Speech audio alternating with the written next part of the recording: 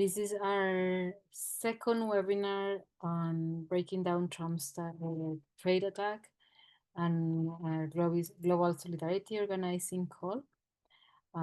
We are very happy to have this space in different time zones, so it's more convenient for you, those of you in the East. We already had one with the Western organizations and groups, and we would like to double the effort and have this space. This is the outcome of a process that we have been working for a long time. Um, and we are very happy to be able to have this space now. So for those of you who maybe don't work, we are organizing this process together between Our World Is Not For Sale. We are a network of different organizations, social movements, that we work globally to fight the current model of corporate globalization.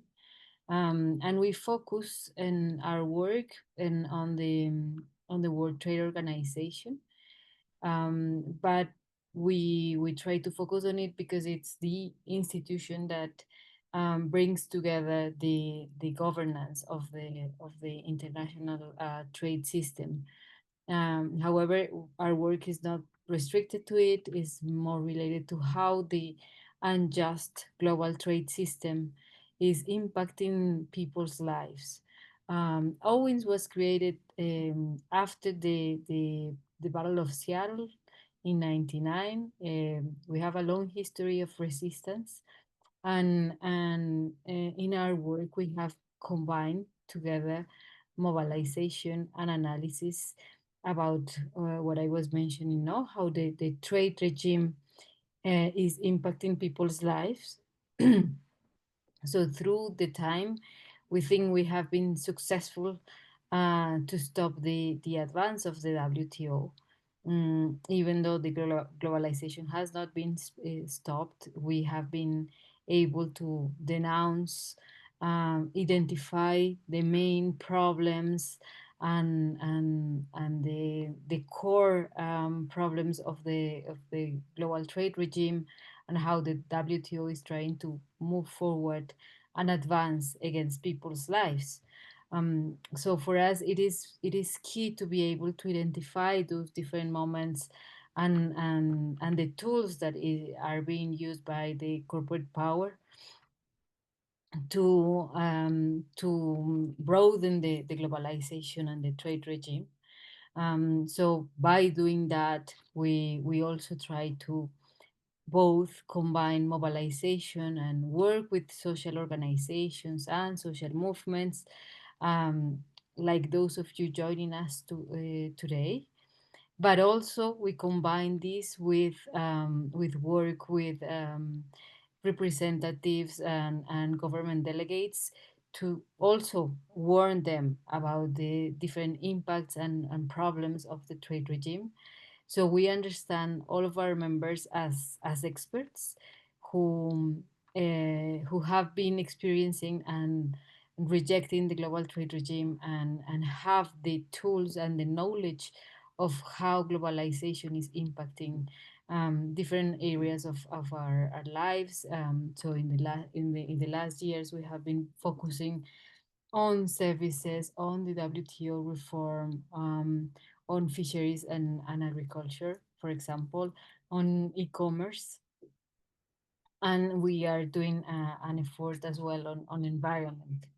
Um, Earlier in this year, Owens had a meeting, which was a moment to renew itself. We know that after 25 years, we have a lot of strengths, but we also have the need to renew and bring together ourselves and think on how to move forward at this current moment of globalization and at this current moment in the world. So that meeting was a key moment for us to come together to think through our strategy, what we call Owens 2.0.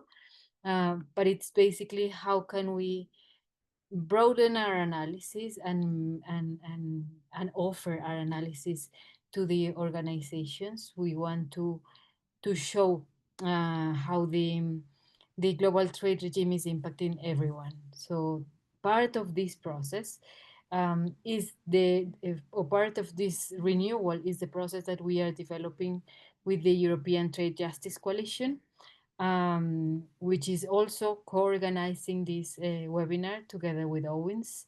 The ETJC is a coalition that has a similar focus in terms of rejecting the trade regime, of course, with an emphasis on the policies of the EU, not only in the global trade regime, but also how the EU, which is the role of the EU in this trade regime.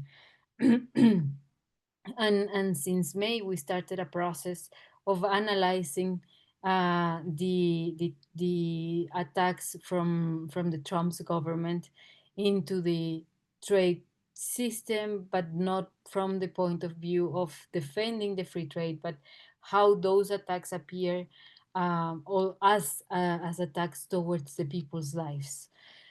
So that's been a long process that we have been developing with different moments to to analyze, to share information. We have the support from Public Citizen in the US and other organizations in the US who have been really key in helping us to understand what is happening. And we bring together our analysis to make sense of what is happening and why we still reject the free trade regime, and how can we respond to it. So to close this opening moment, I would like to invite you as part of this process to see our manifesto that we have been working in this along these months, to expose which are the impacts of the Trump's trade attacks into people's lives. And part of that effort is to come together here today.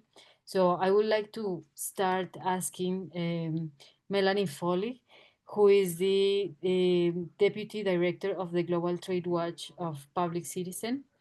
Um, and she will start sharing from the perspective of the organizations in the US, from her work about the current situation of the neoliberalism with the Trump attacks.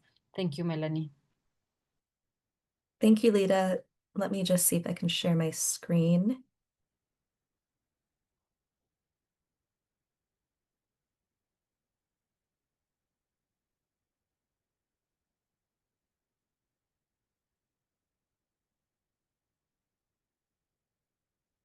All right. So hello, everyone. As Lyda said, I'm Melanie Foley. I'm with Public Citizen. We're based in Washington, D.C.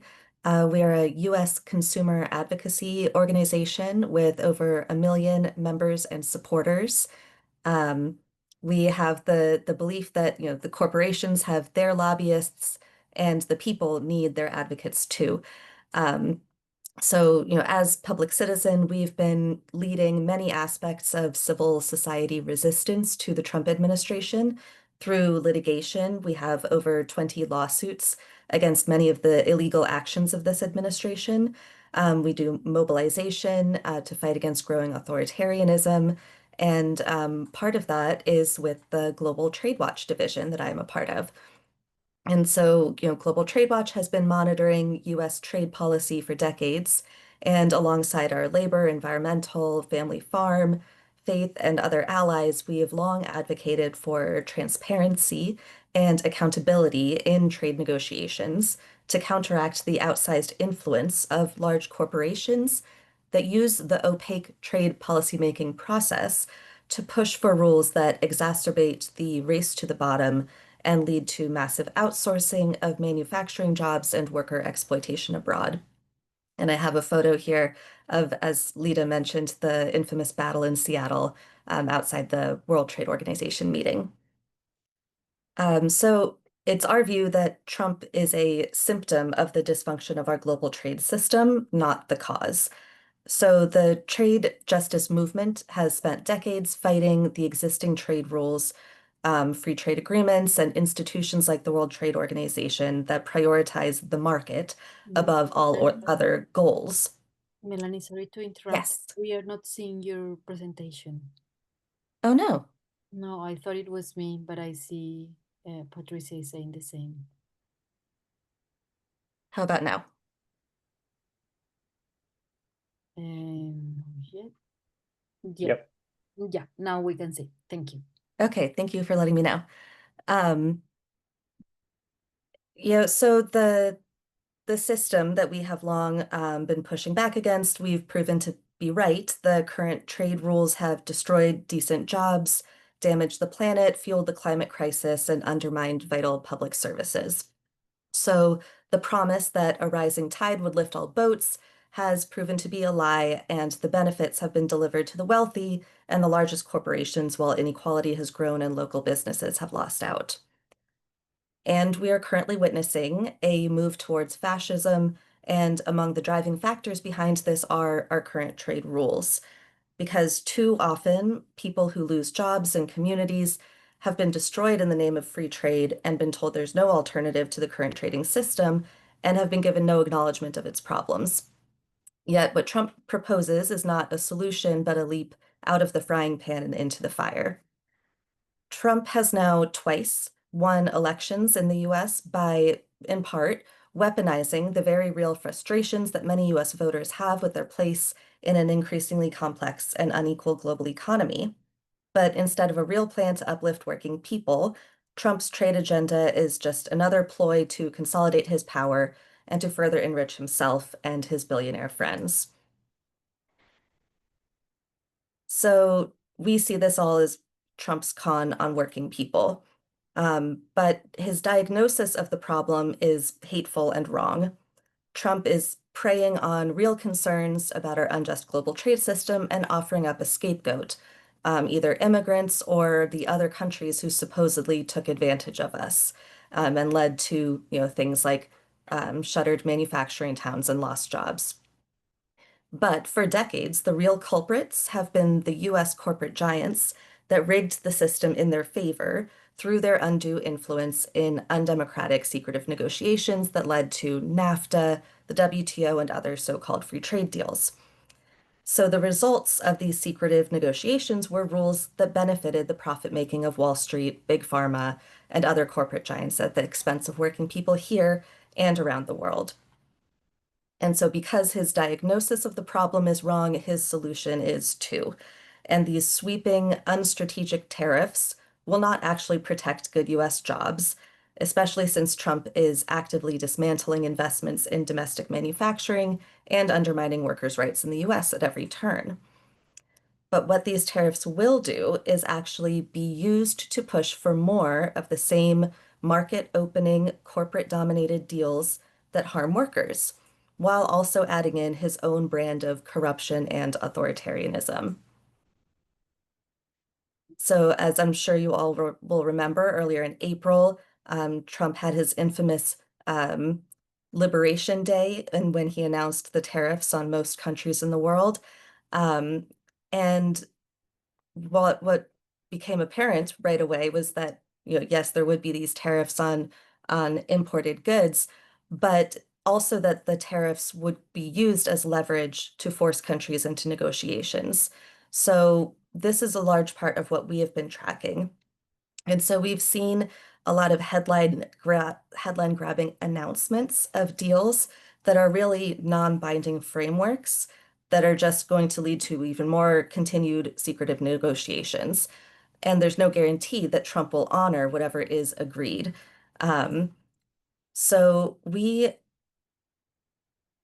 so sorry. Trump has even said this quite explicitly that the tariffs are a weapon. He says countries are kissing his ass to make deals.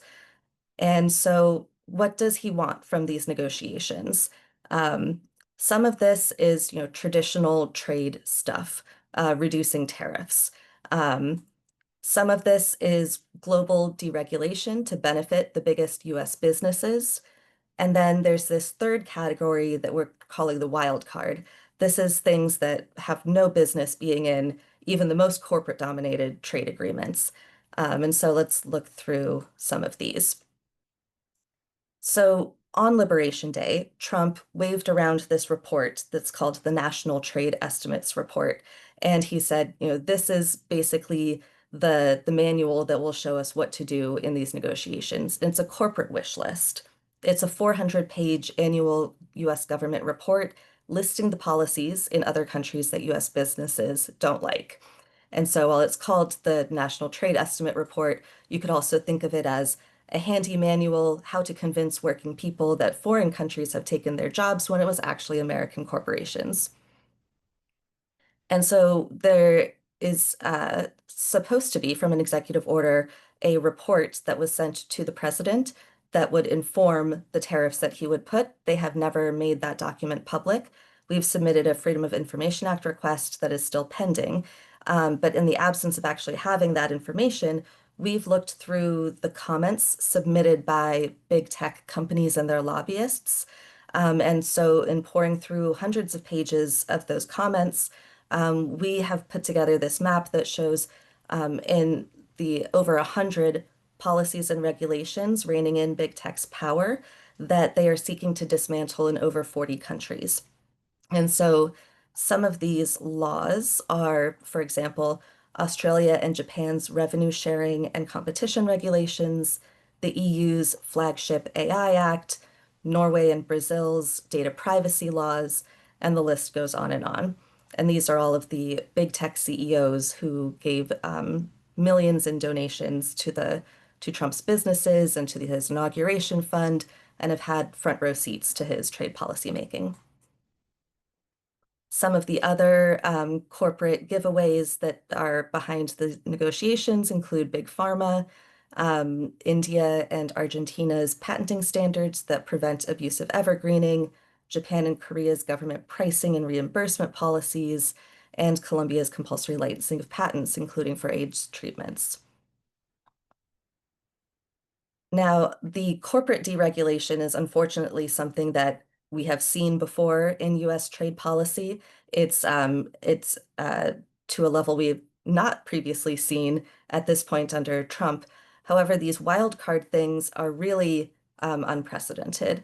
And so this includes things like maybe he will agree to lower tariffs on a country if they accept deportees transferred under inhumane conditions, or if they increase defense spending, or if there's just straight up bribery and corruption, as we've seen with, gold-plated gifts and airplanes and things like that to Trump. So these negotiations, some of them have actually resulted in, finalized deals. We're just now starting to be able to see some of the text from these negotiations. So for example, Malaysia and Cambodia have gotten very one-sided deals where the other country is expected to comply with a laundry list of concessions and demands, while the US has to do very little. So, for example, Malaysia and Cambodia must accept US health and safety standards on food, poultry, imports from the US without having any kind of second checks. They just must accept that. They also must accept US halal certifications for food. And then again, there's a whole list of restrictions on their ability to tax and regulate the tech industry. On the other hand, the US might lower some tariffs or potentially not because there's really very little that's binding on the US side. I'll start to wrap, but just to mention that the legal status of these tariffs is very much in question. Two courts have deemed that the so-called reciprocal tariffs are illegal. The Supreme Court is soon to have the final say. So we are urging countries to not agree to any kind of binding concessions while these tariffs, that are really the cudgel that he's using to get agreements, may end up going away. Unfortunately, he does have other options. He has other authorities that he can use to impose tariffs. So the threats will continue in one form or another. And that's why, what we're really trying to create is this global solidarity, supporting governments to resist making concessions, having other countries stand together against these demands. We really see what Trump is doing, forcing other countries to capitulate as being, the international equivalent of what he's been doing in the United States with making universities and, law firms bend the knee. And so resisting that pressure is going to be really important. We also need global solidarity to reject the pressure to revive the global trade system and the WTO as is. We're seeing that, with Trump blowing up the system, flouting international rules, there are some who say, okay, well, let's just save the WTO and then everything will be fine. We're rejecting that and pushing for a new global model that is fair, development focused, and able to meet the needs of humanity and ensure a livable planet. Um, so I'll toss it back to you, Lyda.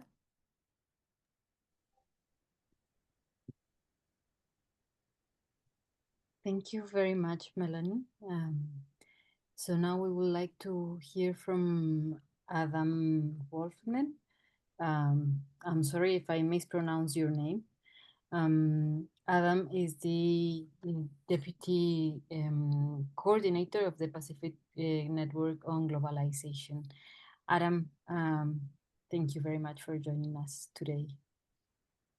Thanks, Lyda, and thanks to Melanie as well for that really comprehensive and sort of thorough walkthrough of where things are at from the US. And so my name's Adam Wolfenden. I work with the Pacific Network on Globalization, PANG as we call it. And just to set some context, so PANG is a Pacific Islands regional NGO.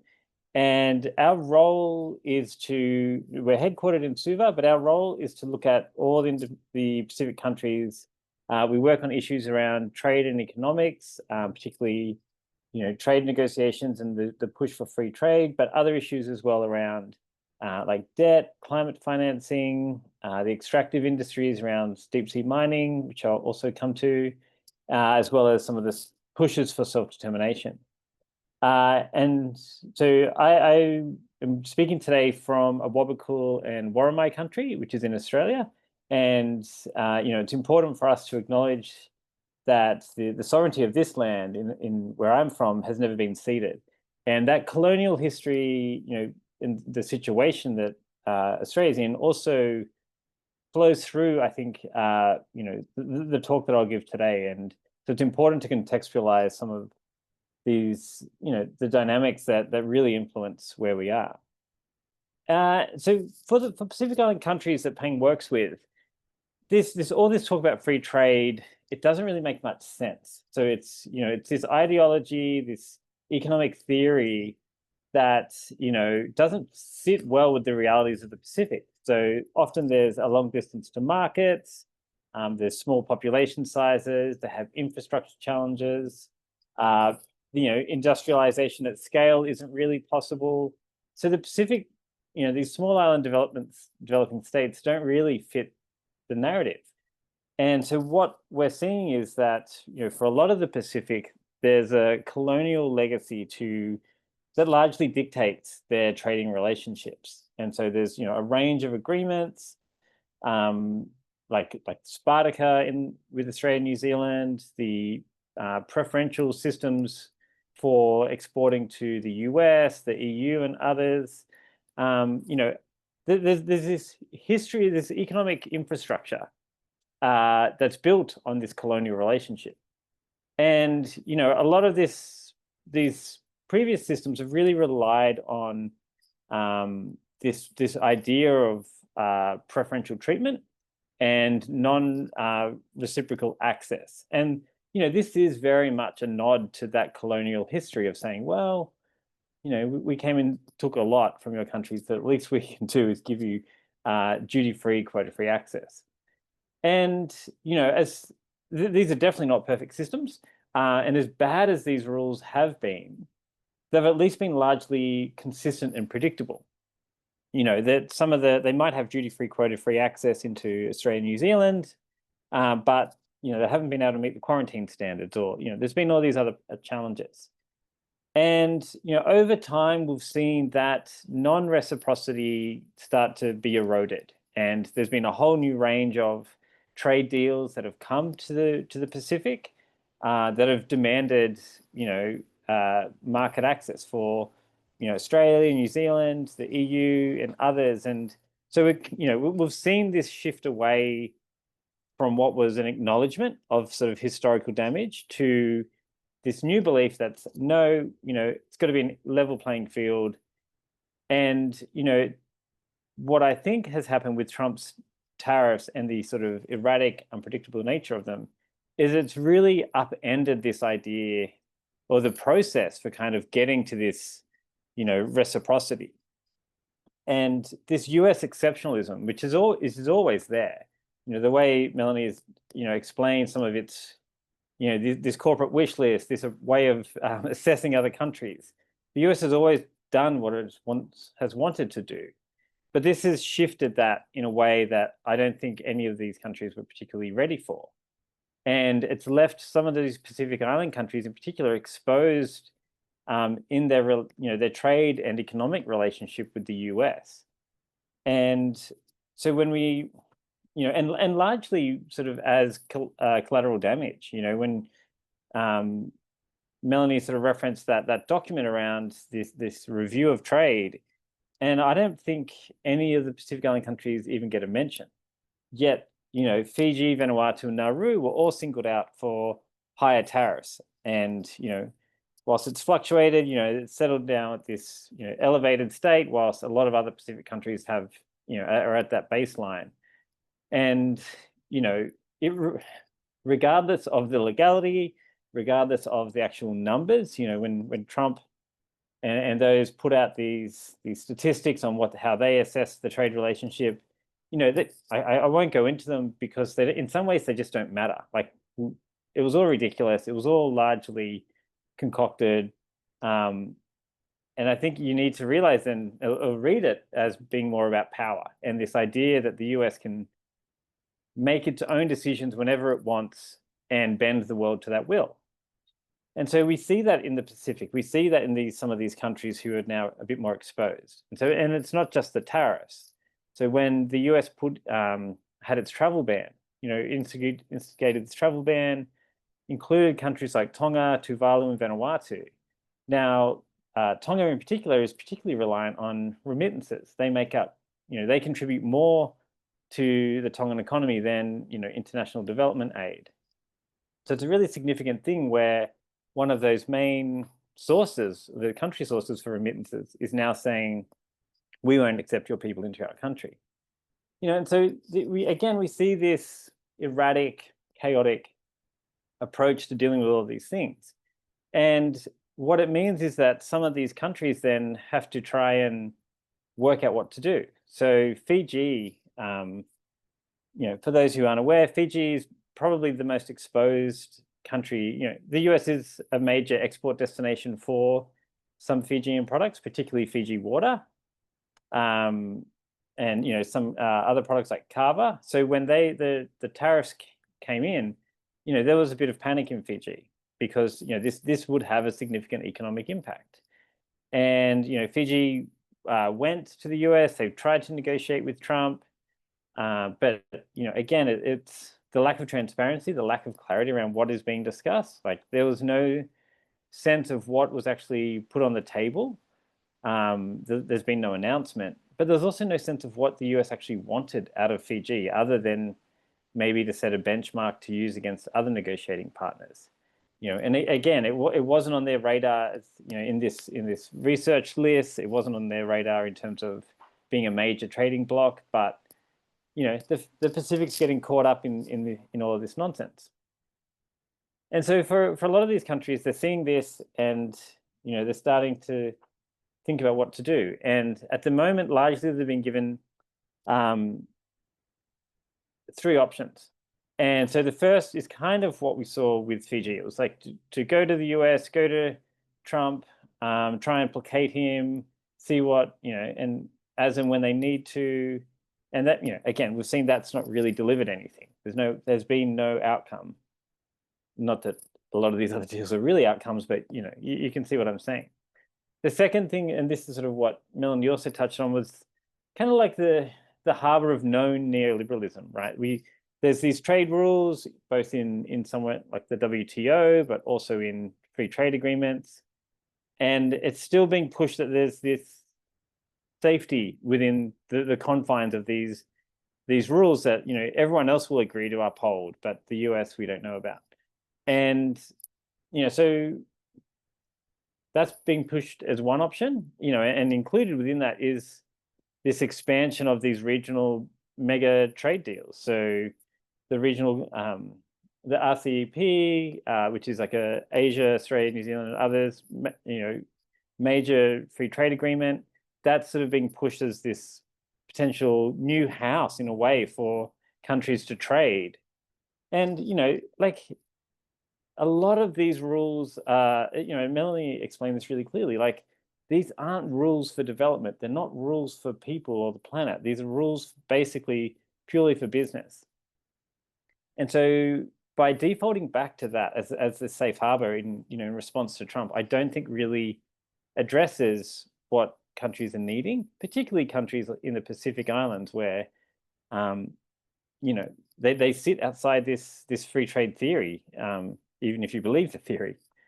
And then, so the third option then is sort of this shifting that we're seeing amongst trading relationships and along the lines of critical minerals and supply chain, and so this contestation around securing access to, what countries believe that they deeply need. And so we had the Indo-Pacific Economic Framework, which was something that was negotiated under former President Biden.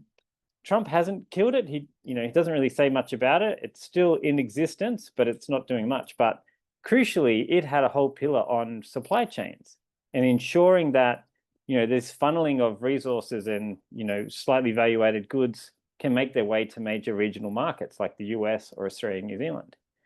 And then we also see things, in this continuing theme of the US doing whatever it wants. The Trump executive order on deep sea mining and this idea that they can, fictitiously make up their own jurisdiction for international waters or advance this untested, really dangerous technology in US waters. And, that happens while there's a whole UN process going on for negotiating how that could take place. There's a whole range of countries saying they actually don't want it. They want a moratorium on it. Yet the US on security grounds is saying, we need to go ahead and find these resources. We're going to go mine the sea ourselves. And, so which is a major issue for the Pacific, given that that's the site of where they're wanting to do it. And also it ties up some of the countries involved in who are also in support of deep sea mining. And so you have these three options, right? So it's either Trump, existing FTAs, or this shift into reorganizing your economies to feed into other supply chains. And I think neither of them are great. Neither of them really deliver what people have been asking for. And I think, Mel did a great job of articulating some of what civil society groups are really wanting. This idea that the WTO won't fix the problem. And I'll add to that, neither will sort of existing colonial partnerships. And I think the turmoil of Trump is an opportunity for really shifting those, the thinking and the partnerships to what else can happen. And I'm aware of that. I'm just about over time, so I'll wrap up really quickly. I'll reiterate what Mel said, but maybe just add a couple little things that for Pacific Island countries and small island developing states, there are these other critical factors around climate financing and debt cancellations that can complicate the matter. There are existing partnerships that I think based out of solidarity that Owens and others have been working on that I think really need to, and countries need to start exploring these. And maybe just finally to add that in the Pacific, there's already pre-existing systems around economic governance and customs that have been there for the Pacific for millennia. you know, capitalism is very much the news thing, and I think we need to also uplift and support those other practices that have been around and offer real examples and systems of economics that are about people and planet. And yeah, apologies for going over, and I'll leave it there. Thank you very much, Adam.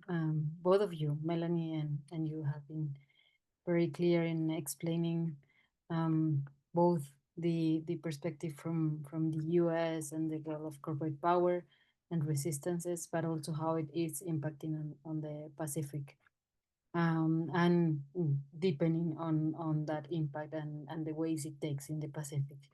So now to close also with a perspective from the Asian countries, in particular from Indonesia, we have Bila Aziziah. Again, I'm sorry if I'm mispronouncing your last name. Bila is from the Indonesia Coalition for Economic Justice and Puanifesto. Thank you, Bila, for being with us today. Thanks for having me.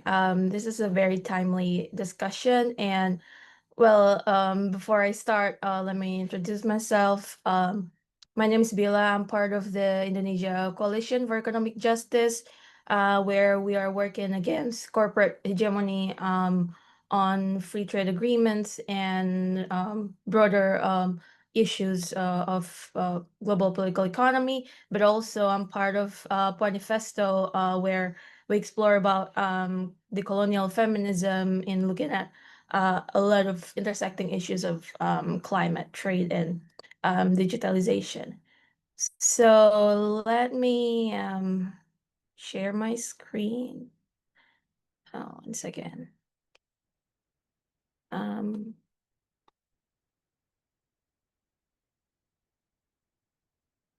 Is it visible? I hope it is. Yes. Yes. Okay, so I think it's very important for me to kind of deliver this presentation because I am part of a generation where we don't really have a say on this, but it's very much going to determine our future. So, but also disclaimer that this is a collective knowledge. This is a result of discussions and consultation with friends and colleagues.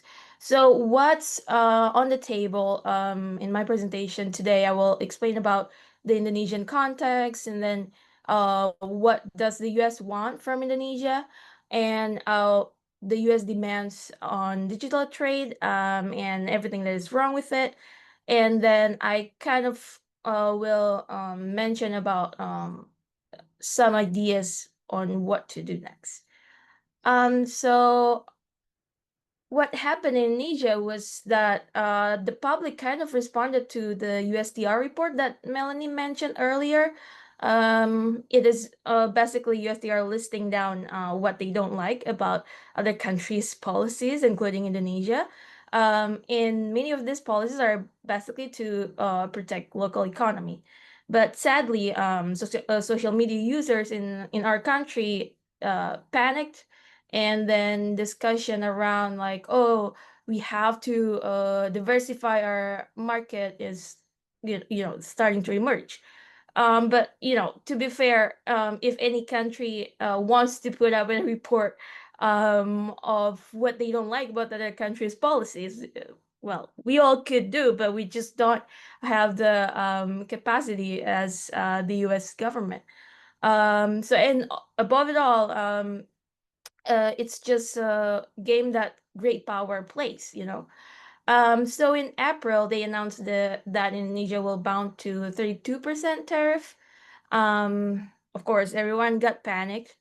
And then our coordinating minister for economic affairs went to DC to appease or kiss Trump's ass, basically.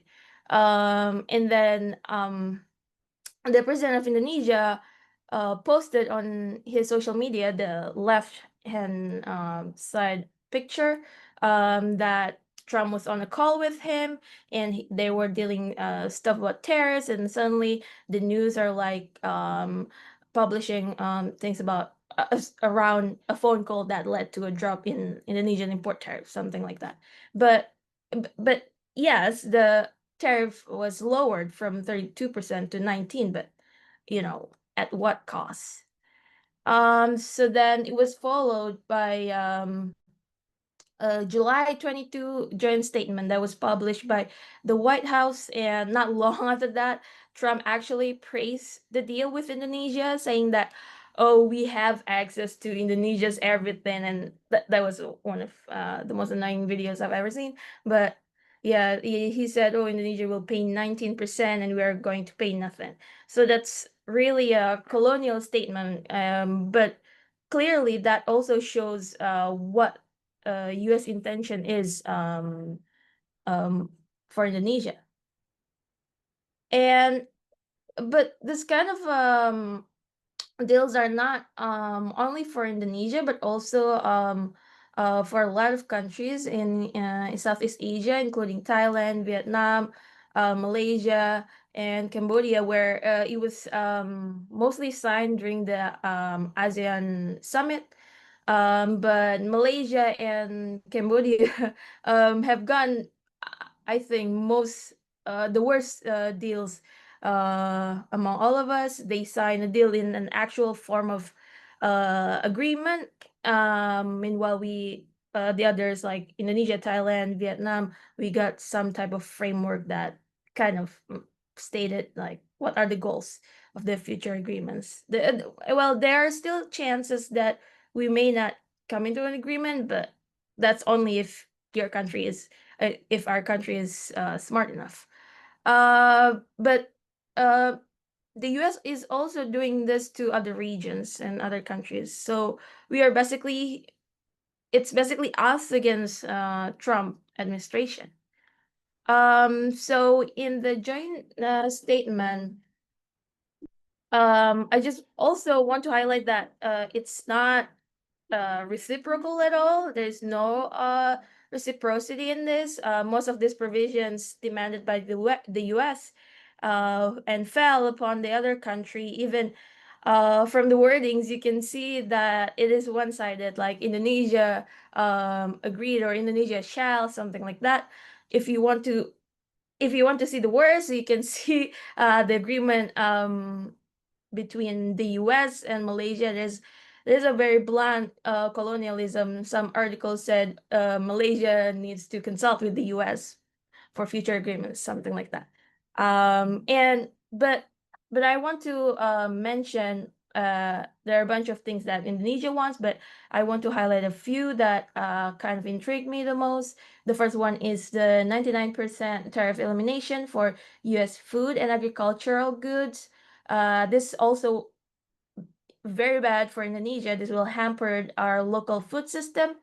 And then there's also a demand on local content exemption. This is also hurting Indonesia's effort to industrialize.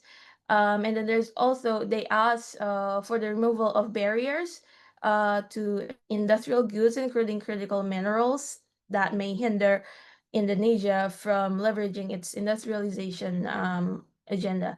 But also, the US expect Indonesia to support their interests at the WTO. And they listed a wide range of digital trade demands, which I will be focusing on in this presentation.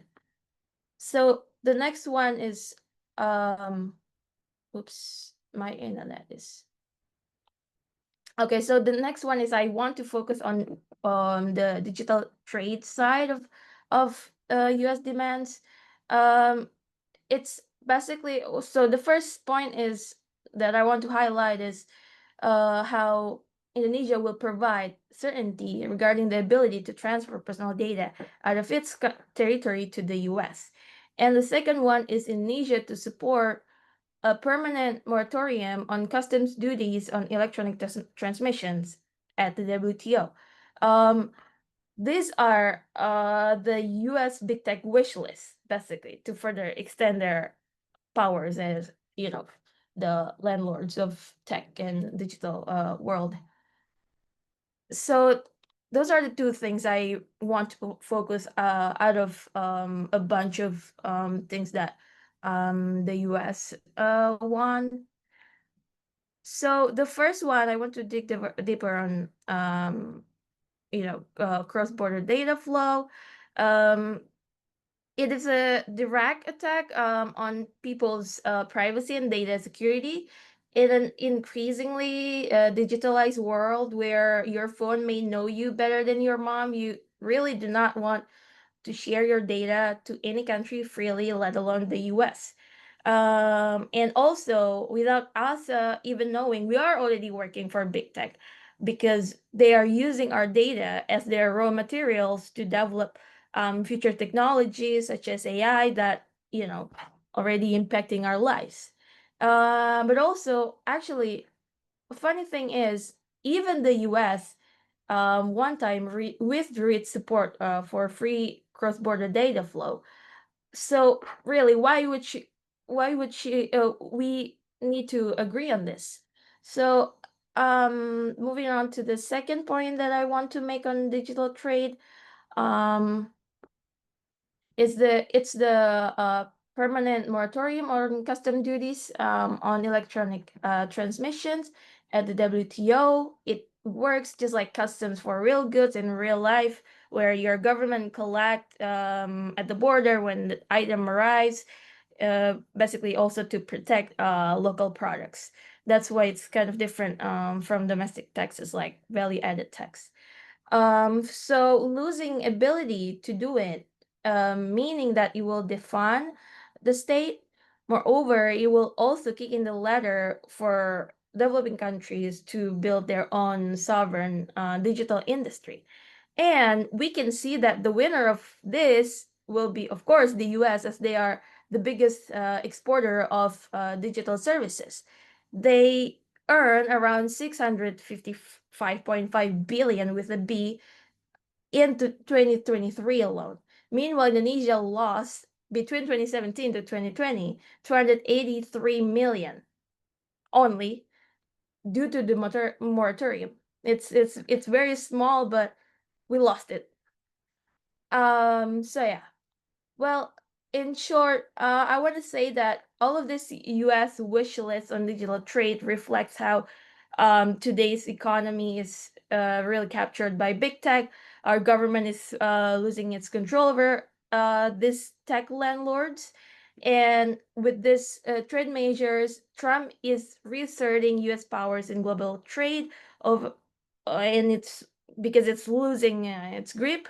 And he's not the protectionist guy, I would say. He wants free trade, but operating on the very patriarchal capitalistic system to work on his interests.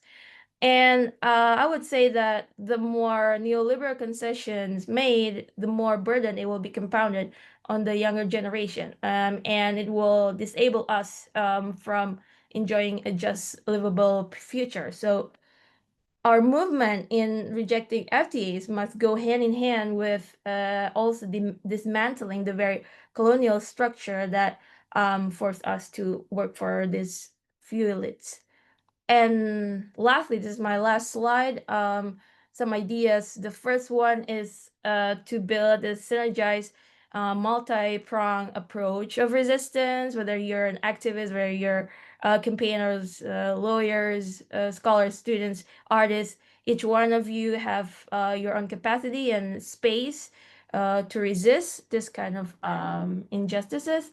And the second one is I want to say that another world is just around the corner and reimagination is very important. And when it comes to digital issue, I like to refer to the feminist digital justice principles to kind of imagine what our digital future could be or should be. And two message from me for folks in the US and global north: always connect and inform yourself of situations of people in global majority. And lastly, for us in the global majority countries, always build alliance collectives, keeps discussions going, and always criticize your government for being such a good boy under corporates and big power intimidation. Thank you so much. I will stop there. Thank you very much, Bila, for that analysis, not only from Indonesia, but also from a younger generation, which brings us creativity and new questions. So now we have heard from Melanie, Adam, and Bila, and we would like to open the floor for exchange, questions, suggestions, comments from the participants in the webinar. So please, if someone wants to say something, to comment, you can use the tool for Q&A, or I think it's possible to raise your hand. I'm not sure with this setting, but we have a space for questions and answers.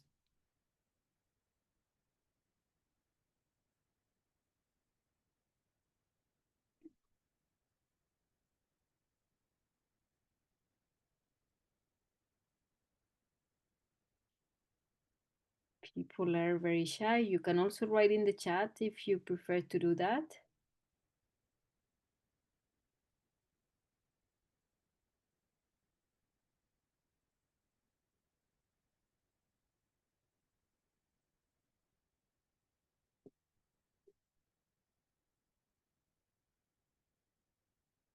Okay, I see people are not raising any question, comment. The inputs were complementary between all of them, and we have different perspectives. And we would like to continue doing this analysis and exchange with all of you. And beyond that, to keep thinking on what can we do from our own countries and as global and regional networks. So part of what we do, what we can do is to keep ourselves informed, to keep analyzing and finding critical perspectives on this, but also to making the emphasis on how the global trade regime impacts everyone's life. Is not only something related to those of us who work on trade, but is actually something that impacts everyone. And that was clearly explained by Melanie, Adam, and Bila.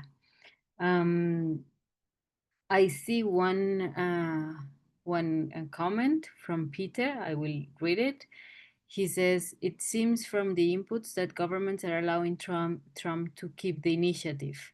And so the people's movement is isolated on the back foot. We need some kind of regional or global initiatives to confront what Trump is doing. Well, that's actually what I was trying to introduce. So thank you, Peter, for that comment. Yeah, I was mentioning how part of this process that we have been working also has a manifesto that we have been working on, and that we can use as a tool. Is more than a document, is an agreement, is a tool that we can use for mobilization, but also for advocacy in our countries. So far we have 94 signatures, but we think we can still invite all of you to sign if you haven't done so, or to share with others. So I'm sharing here the link in the chat. We have been distributing it through our email lists and social media, but we have it here. So this is an invitation for all of you to check it, and again sign and do some outreach with it. As I said, is a tool that we want to use. We are now facing the road towards the next ministerial conference of the WTO, and this is also part of our tools to advocate in this process. So I will, seeing that we don't have more comments or questions, I will close with this invitation. And again, thank you, Melanie, Adam, and Bila, for your inputs, and everyone for making the time and for participating in this webinar.